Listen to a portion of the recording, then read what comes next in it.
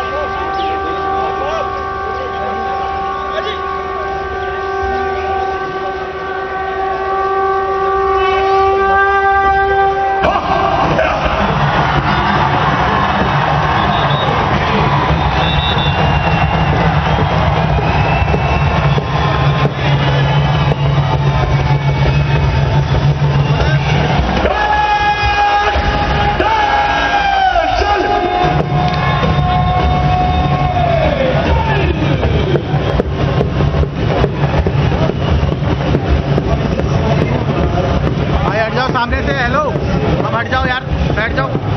अभी वो आएंगे, लोग आएंगे सामने। बैठ जाओ, हेलो भाई, बैठ जाओ। 78वें स्वतंत्रता दिवस के मौके पर ये अटारी वाघा बॉर्डर से आप बीटिंग द रिट्रीट की झलकियां देख रहे थे। वहीं इस मौके पर भोपाल के लाल परेड ग्राउंड में सीएम डॉक्टर मोहन यादव ने ध्वजारोहण किया। ध्वजारोहण के बाद खुली जीप पर सवार होकर उन्होंने परेड की सलामी ली। परेड में प्रदेश पुलिस बल, विशेष सशस्त्र बल, महिलाओं के सशस्त्र बल समेत 17 टुकड़ियां शामिल रहीं और आईपीएस मयूर खंडेलवाल ने परेड का नेतृत्व किया।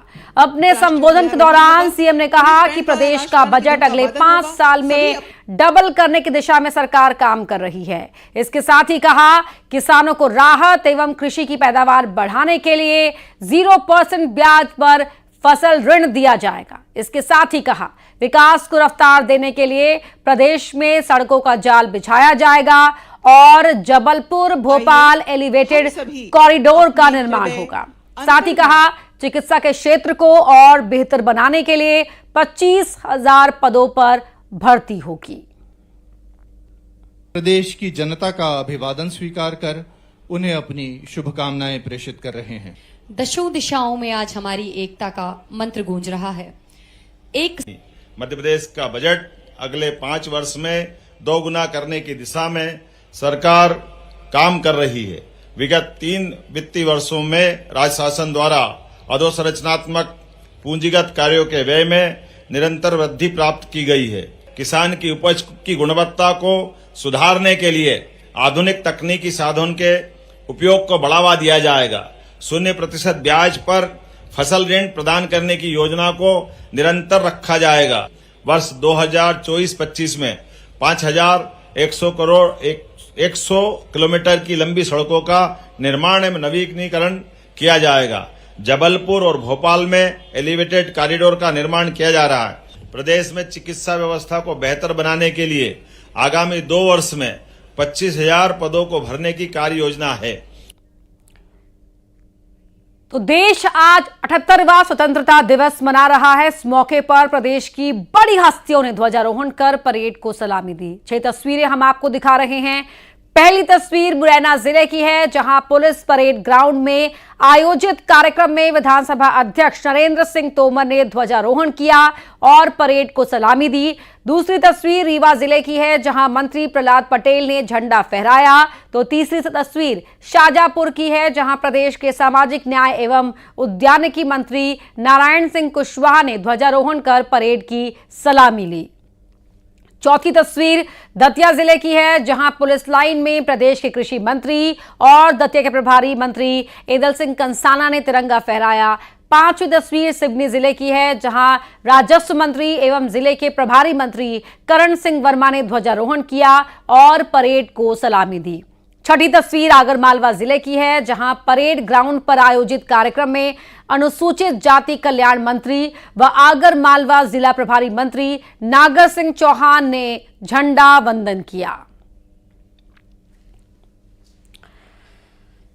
स्वतंत्रता दिवस के मौके पर कांग्रेस के प्रदेश अध्यक्ष जीतू पटवारी ने पार्टी कार्यकर्ताओं को संबोधित किया। कहा स्वतंत्रता दिवस पर कार्यकर्ताओं को नई ऊर्जा मिली है। आजादी के बाद कांग्रेस ने सभी वर्ग के हित में फैसले लिए। कांग्रेस ने आजादी के साथ समाज में समानता लाने के लिए भी संघर्ष किया। कांग्रेस भारत को वैश्विक मंच पर लेकर आई।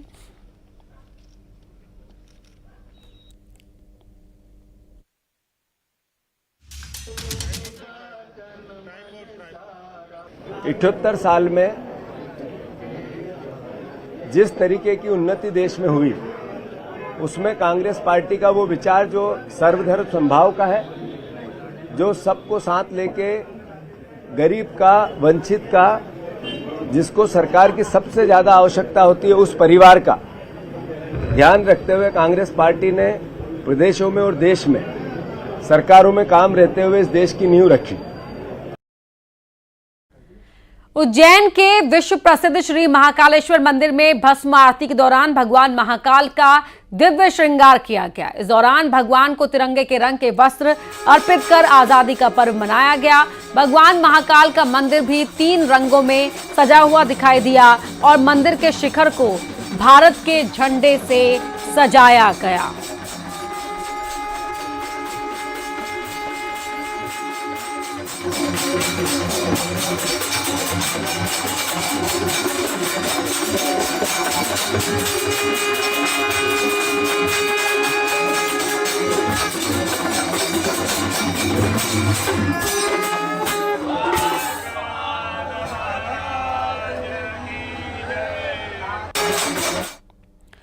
स्वतंत्रता दिवस के मौके पर आगर मालवा के नलखेड़ा स्थित प्रसिद्ध मां बगलामुखी माता का तिरंगा श्रृंगार किया गया।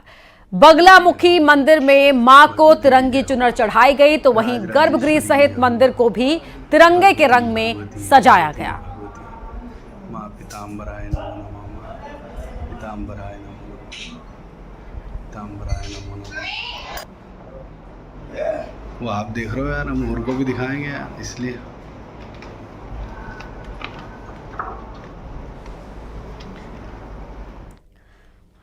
खंडवा के टिटगांव में 2 वर्गों के बीच विवाद हो गया। मारपीट में दोनों ही पक्षों के 10 लोग घायल हुए हैं। 2 की हालत गंभीर है। सभी को जिला अस्पताल में भर्ती कराया गया है। मामले में आरोपी नदीम उर्फ गोलू के खिलाफ पॉक्सो सहित SC/ST एक्ट की धाराओं में केस दर्ज किया गया। आरोपी गोलू सहित 6 लोग अब तक पुलिस की हिरासत में हैं। मामले में अब तक 3 FIR दर्ज हुई है। फिलहाल मौके पर शांति है, पुलिस बल तैनात है और स्थिति नियंत्रण में है। SP मनोज राय ने कहा कि आरोपियों पर सख्त कार्रवाई की जाएगी। तो जो नाबालिग बच्ची है उसकी ओर से पॉक्सो एक्ट, अन्य छेड़छाड़ की जो धाराएं होती हैं और SC/ST एक्ट के तहत प्रकरण पंजीबद्ध किया गया और आरोपी गोलू पुलिस की हिरासत में है। अन्य आज सुबह की जो घटना हुई थी उस धार के गणपति घाट पर एक बार फिर भीषण सड़क हादसा हो गया। हादसे के बाद 2 गाड़ियों में आग लग गई, जिसमें 4 लोग घायल हो गए। बताया जा रहा है कि ट्रक गणपति घाट उतर रहा था। इसी दौरान ट्रक के ब्रेक फेल हुए और ये आगे चल रही 6 कारों को टक्कर मारकर कंटेनर से जा टकराया। इसके बाद दोनों ही गाड़ियों में आग लग गई।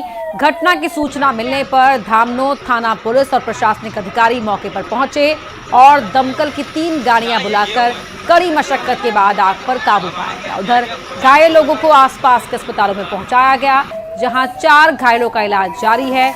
गाड़ियों में लगी आग बुझाने के बाद 4 लेन पर लगे दोनों ओर करीब 2 किलोमीटर के जाम को खोला गया, जिसके बाद सभी ने राहत की सांस ली।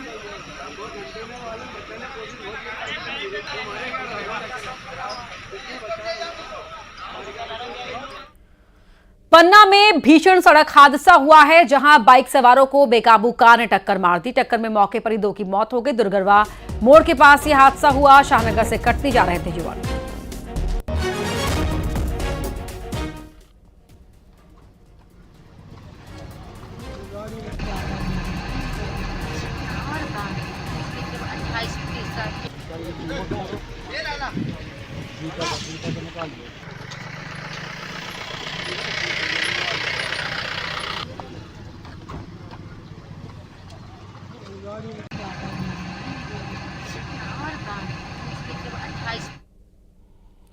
कांग्रेस के विधायक और पूर्व मंत्री जयवर्धन सिंह के सरकारी घर में चोरी हो गई। चोर उनके घर से कैश और चांदी का सामान उड़ा ले गए हैं। ये चोरी उनके 4 इमली स्थित शासकीय आवास पर हुई है। बताया जा रहा है कि मामले में पुलिस ने संदिग्ध व्यक्ति को हिरासत में लिया है और पूछताछ कर रही है।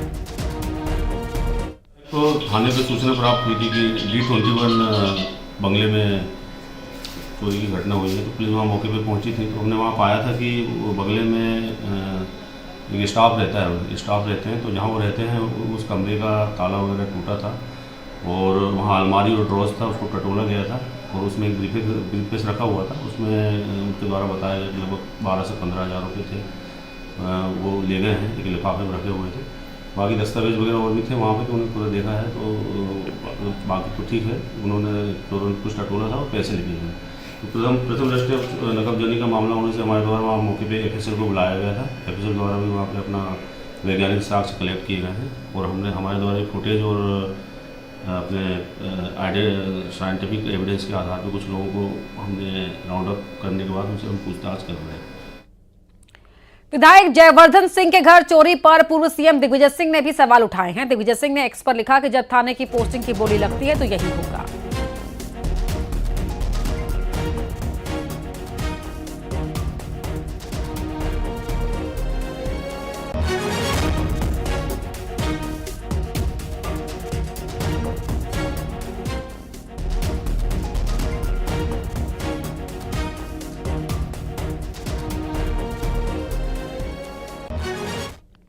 सागर के लापता ओबीसी नेता मान सिंह पटेल की गुमशुदगी के मामले में सुप्रीम कोर्ट ने नई स्पेशल इन्वेस्टिगेशन टीम गठित करने के आदेश दिए हैं। सुप्रीम कोर्ट ने मध्य प्रदेश के पुलिस महानिदेशक को आईपीएस अधिकारियों की तरफ से एक नई एसआईटी गठित करने का निर्देश दिया है।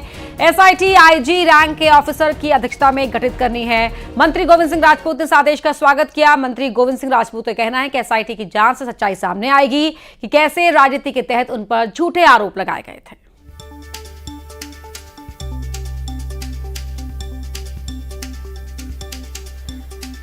तो सागर के हैं लापता ओबीसी नेता मान सिंह पटेल। सुप्रीम कोर्ट ने आदेश दिया है कि एसआईटी 4 महीने में जांच पूरी करे। नई एसआईटी बनाने के आदेश दिए हैं। जांच के बाद आगे की कार्रवाई होगी। एसआईटी आईजी रैंक के ऑफिसर की अध्यक्षता में गठित करनी है। गवाहों को सुरक्षा दी जाए, गंभीरता से जांच करने के भी आदेश दिए हैं। मंत्री गोविंद सिंह राजपूत ने इसका स्वागत किया है और कहा है कि एसआईटी इन्वेस्टिगेशन से सच्चाई सामने आएगी। देखिए, माननीय उच्च न्यायालय ने गुमशुदा व्यक्ति के खिलाफ एक एसआईटी गठन किया है। मैं उसका स्वागत करता हूं कि उसके परिवार को न्याय मिलना चाहिए और खास करके कुछ लोगों के मुंह से मैंने सुना कि इसमें किसके खिलाफ टिप्पणी की गई है। तो मेरे खिलाफ माननीय उच्च न्यायालय के द्वारा ना कोई टिप्पणी की गई है, ना ही मुझे आज तक कोई नोटिस जारी किया गया है, ना ही मुझे आज तक बुलाया गया है। मेरे राजनीतिक षड्यंत्रकारियों द्वारा, विरोधियों द्वारा जो भी षड्यंत्र रचा गया था, न्यायालय से मुझे पूरा उसमें न्याय मिला है। मैं मध्य प्रदेश में स्वास्थ्य व्यवस्था चरमरा सकती है। कोलकाता रेप केस के विरोध में भोपाल के एम्स के बाद अब हमीदिया अस्पताल के जूनियर डॉक्टर्स ने हड़ताल का ऐलान किया है। हमीदिया अस्पताल के 250 से ज्यादा जूनियर डॉक्टर्स आज रात से ओपीडी में अपनी सेवाएं नहीं देंगे। हड़ताल के चलते अस्पताल की नियमित सेवाओं, विशेषकर आउट पेशेंट डिपार्टमेंट की सेवाओं पर असर पड़ेगा। जूनियर डॉक्टर्स के हड़ताल के ऐलान से मरीजों और परिवार वालों की चिंता बढ़ गई है। जूनियर डॉक्टर्स की मांग है कि नेशनल डॉक्टर प्रोटेक्शन एक्ट लागू किया जाए, जो उनके पेशेवर अधिकारों और सुरक्षा की गारंटी प्रदान करेगा। अगस्त की सुबह जबकि पूरा देश स्वतंत्रता दिवस मनाने की तैयारी कर रहा था, कुछ उपद्रवी लोगों की भीड़ आरजीकर मेडिकल कॉलेज कोलकाता में घुसती है। सारे के सारे जो प्रदर्शन करने वाले डॉक्टर्स हैं उन पर हमला करती है, उनके मंडप, उनके टेंट को तोड़ देती है, सब कुछ तहस नहस कर देती है। इस सब को देखते हुए सारे के सारे जो डॉक्टर्स हैं देश के, उनके अंदर आक्रोश है और अब सभी लोग मिलकर अनिश्चितकालीन हड़ताल पर जाने की घोषणा करते हैं। मैं आपको बता देना चाहता हूं कि सारी की सारी रूटीन सर्विसेज बंद रहेंगी और जो आकस्मिक सुविधाएं हैं वो अभी भी सुचारू रूप से पश्चिम बंगाल की मुख्यमंत्री ममता बनर्जी के खिलाफ इंदौर के महाराजा यशवंतराव अस्पताल के डॉक्टर्स ने प्रदर्शन कर नारेबाजी की। आक्रोशित जूनियर डॉक्टर्स ने ममता बनर्जी के खिलाफ जमकर नारेबाजी की और कहा कि ममता बनर्जी की सरकार हत्यारों को बचा रही है। डॉक्टर्स ने कहा कि ममता बनर्जी सरकार को जवाब देना होगा कि अस्पताल में तोड़फोड़ करने वाले लोग कौन हैं, किसके इशारे पर प्रदर्शन कर रहे डॉक्टरों के साथ बर्बरता हुई। रात को जो कलकत्ता में डॉक्टर्स प्रोटेस्ट कर रहे थे, 1 से 1,500 जो गुंडे आए थे वहाँ पे, उन्होंने अस्पताल में घुस के उनके साथ मारपीट की है। हॉस्टल में मतलब दीवारों पे चढ़ के उनके रूम में घुसे हैं, उनके साथ मारपीट की है। गर्ल्स हॉस्टल में भी यही उनके साथ दुर्व्यवहार किया गया है। पूरा अस्पताल में जला दिया गया है जहाँ पे वो प्रोटेस्ट कर रहे थे। तो हमारी सरकार से यही मांग है, एक तो जो रेप विक्टिम जो थी उसके अभी जाँच में खुलासा हुआ है कि उसके साथ एक व्यक्ति ने दरिंदगी नहीं की है, वो गैंग रेप था। उसके जो फॉरेंसिक जांच हुई थी तो उसमें पता चला, कुछ एविडेंस ऐसे मिले कि उसके साथ गैंग रेप हुआ है। तो अभी तक सरकार उनको भी पकड़ने में नाकामयाब रही है। बंगाल सरकार में ममता बनर्जी के पास से भी कोई अभी तक एक भी बयान नहीं आया, कोई ठोस, और सेंट्रल मिनिस्ट्री से भी अभी किसी भी। और आइए अब देखते हैं तेज रफ्तार में टॉप 20 खबर।